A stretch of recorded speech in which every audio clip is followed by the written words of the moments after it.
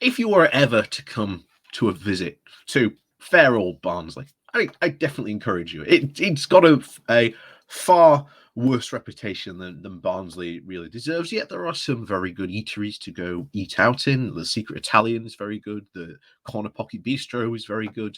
But we're not here to talk about attractions in Barnsley that you could go and visit.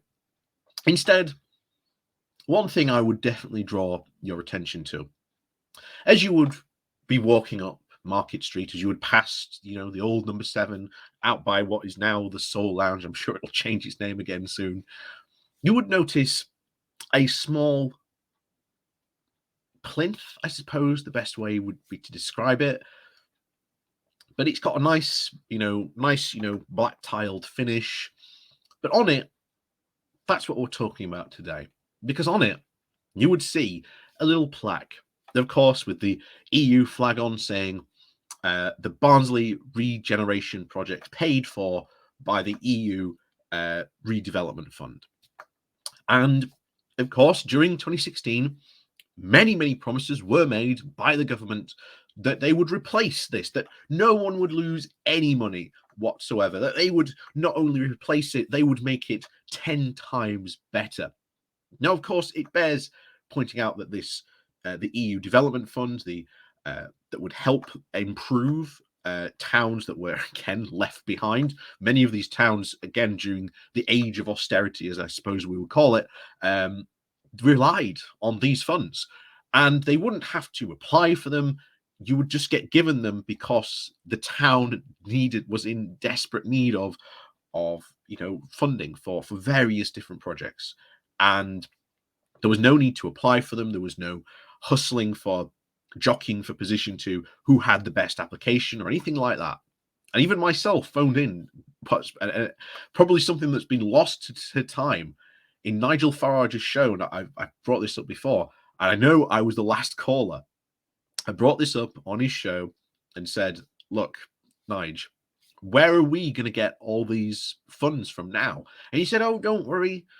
We'll provide them. And I said to him, well, what's the guarantee that this money's going to be there? Of course, he couldn't guarantee it. He did his all as he would probably soon do. I never promised anything during Brexit speech very early on.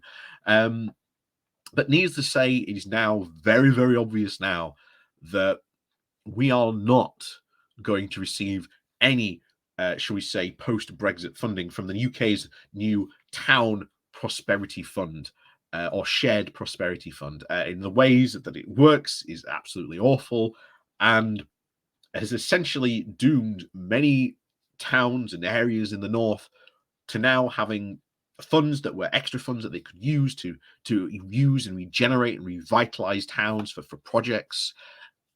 That's not the case anymore. And what is sad is, again, that plinth with the EU flag is going to sit there for a very long time to remind the people of Barnsley, you once had it so very good.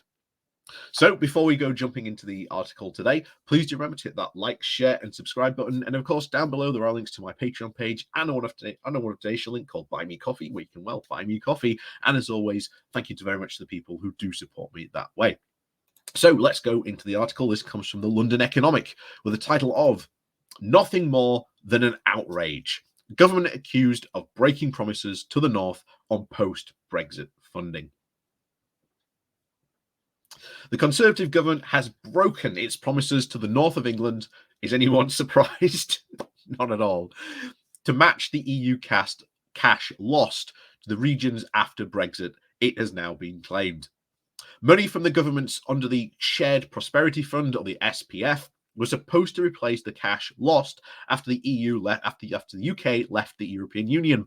But the North has been shortchanged, and according to the political leaders and think tanks, Community Secretary Michael Gove on Thursday announced that England will receive at least £1.588 billion, Wales £585 million, Scotland £212 million, and Northern Ireland £127 million.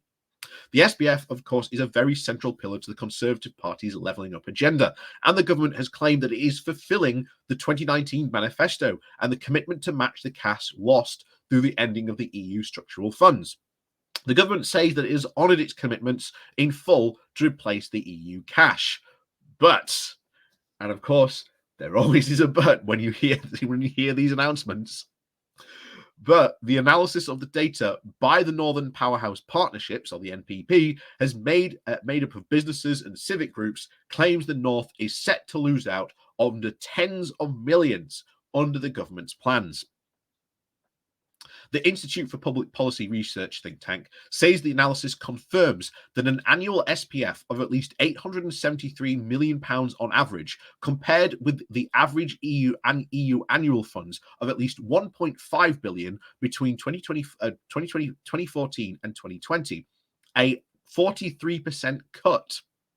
Dan Jarvis, the mayor of South Yorkshire and Barnsley Central MP, said that this announcement is nothing more than an outrage, a cynical Conservative con that utterly fails South Yorkshire and drives a coach and horse through the government's levelling up agenda. Instead of delivering an additional £900 million worth to South Yorkshire that it is owed, I've constantly pushed for the government to deliver, we've been given little over £350 million over a 3-year period. Mr. Jarvis said that the announcement had, quote, sneaked out while Parliament was in recess, and the government has virtually broken every promise it's made to our region.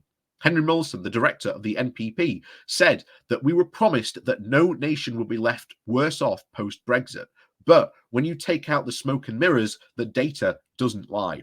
These funds have helped young people find work, supported small business, and even backed vital medical research. Cutting it will have a catastrophic consequences for our economy. And according to the NPP analysis, the claimed shortfall amount adds up to at least £242 million, with each region of the North seeing a fall in funding that would have been received under the EU scheme, with Liverpool losing 34%, Tees Valley losing 37%, Greater Manchester 35%, Cumbria 36%, Lancashire 35%, and the North East 37%. The government said that it had matched and delivered the commitments made to replace these funds lost from both the EU Structural Fund and even the EU Regional Development Fund. But the funding has been allocated using a formula, again, the government's dodgy formula, which takes into account population data and, quote, a broadly based measure of need, such as unemployment and income levels. Announcing the funding on Thursday, Mr. Grove said that we've taken back control of our money from the EU and that we are trying to empower those in their communities to do the best to deliver on our priorities. And again, the article actually misses out one of the key points of this funding, which is the worst part of it.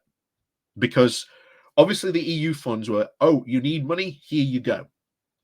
The new government funds do not work like that. They do not work like that at all. And he says, oh, it's an algorithm of need. That's not how it works. The councils or like South Yorkshire City Regional Mayor would have to put in an application to have access to these funds. They don't just go, we've got this idea, we want to do it, here's the money, like they used to.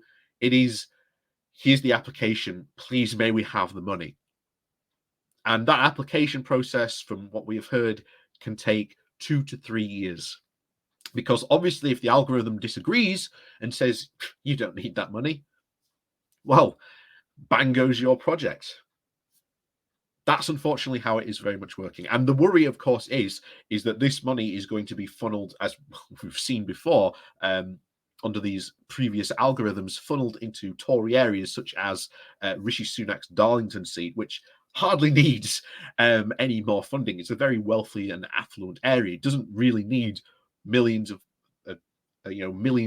extra pounds to help develop it, when there are, again, places in Barnsley, Sheffield, Rotherham, Doncaster who desperately need access to this money to help develop and, quote, level up those areas. So again, the government, once again, failing to, well, help the North, and hopefully will be definitely a nail in the coffin of many of these red wall seats that they had just won. Because trust me, many of these people are asking, Where's our money? We voted for you. You said as you give us, the money. Where is it?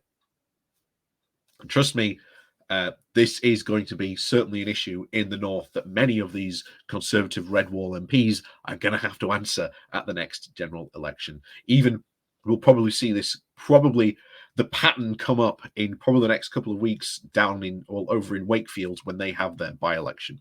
So, as always, thank you very much for watching. Please remember to hit that like, share, and subscribe button. And of course, down below, there is links to my Patreon page and a motivation link called Buy Me Coffee, where you can, buy me coffee. And as always, thank you very much for watching, and we'll see you all next time.